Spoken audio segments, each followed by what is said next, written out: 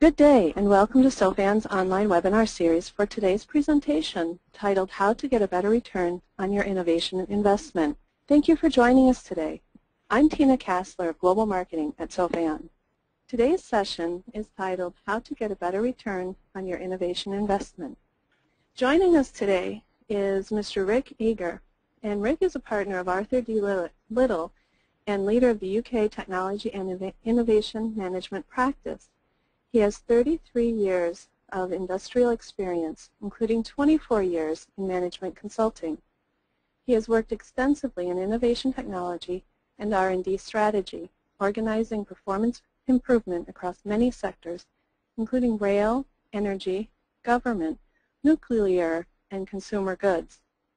He is chair of the editorial board of Arthur D. Little's top management journal Prism and is regular keynote speaker and author on themes such as R&D, innovation management, research and technology institutes, and national innovation policy. Rick, we're delighted to have you with us today, and I'll turn the session over to you. Okay, thank you very much. And good morning or good afternoon, depending upon where you are.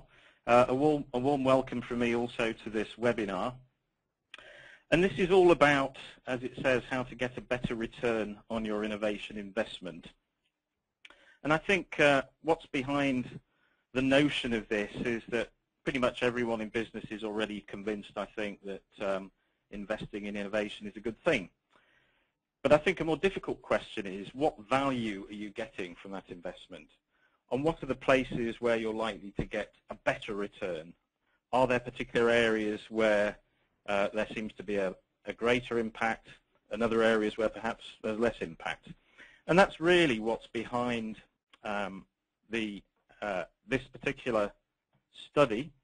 So that's me, Rick Eager, and the thing that I'm going to be going through with you is based on a study that we do. This is in fact the 8th Arthur D. Little Global Innovation Excellence study. We do them about every 2 or 3 years. And what I'm going to go through with you, if I may, are 3 key questions, really. The first is to talk about what we mean by innovation excellence, and therefore what is the thinking behind this study.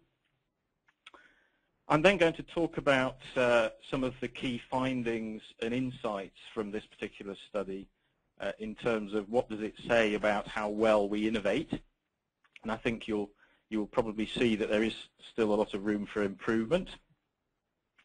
And then thirdly, I'd like to invite you all to participate, and participation is free, in the study itself. The study hasn't finished. We're continuing to run it, and it provides a benchmark for you to measure yourselves against global best practice and peer performance in innovation management.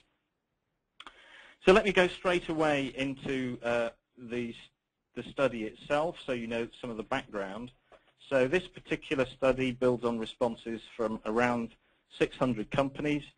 It ran in 2009-2010, and we did it again more recently just now in late 2012.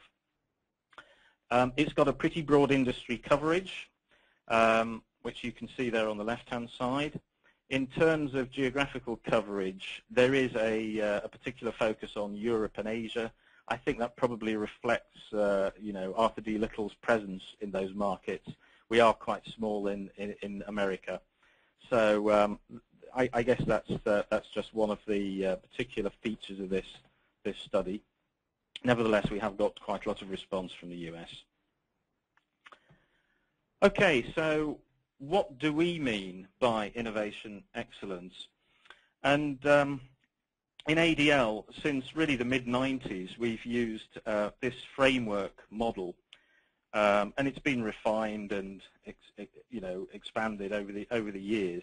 But we find this to be a very helpful and useful model to set out the building blocks for what companies need to do to excel and manage innovation. And very simply, it comprises 8 building blocks, if you like, very much about how you manage innovation, each one of them. The first building block is strategy. What are corporate strategic priorities? How do innovation priorities support corporate priorities? What are the goals? What are the targets? That sort of thing. So that's that module. The next one is around business intelligence. What are the tools and techniques that companies use to identify, extract, and analyze business data? We've got a module on idea management, so clearly all about the processes and approaches that companies use to gather ideas, analyze them, assess them, and take them forward. There is a module on product and service portfolio management. So clearly you have a portfolio, it needs to be managed, and that module is all about how you do that. And supporting that is a similar module, but around technology, the technology portfolio as opposed to the product or service portfolio. There is the core module, if you like, of product and service development and launch, and then there's post-launch, and there is a module around resource and competence management. So these are all things, you know, that companies need to do to have a comprehensive innovation management approach. And some of them are, as you can see, more related to, I guess, doing the right things, the upstream side of it, and other modules are more related to doing things right, or the downstream side.